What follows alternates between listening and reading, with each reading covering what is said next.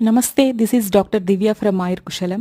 చుండ్రు సమస్య వెంట్రుకలు ఎక్కువగా రాలడం వలన తరచూ ఇబ్బంది పడుతుంటే ఈ సులభమైన గృహ చిట్కాని ప్రయత్నించి చూడండి.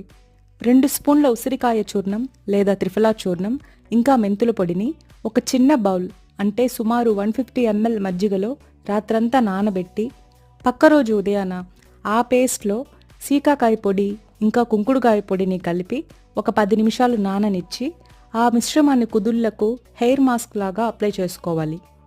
గంట తరువాత గోరువెచ్చని నీటితో తలస్నానం చేయాలి. ఇలా వారానికి 2 నుండి 3 సార్లు చేయడం వలన చుండ్రు సమస్య తగ్గుముఖం పడుతుంది. వెంట్రుకలు రాలడం కూడా ఆగి జుట్టుకి మంచి పోషణ కలుగుతుంది. కెమికల్స్, హానికారక పదార్థాలు లేని షాంపూలను ఎంచుకోవాలి.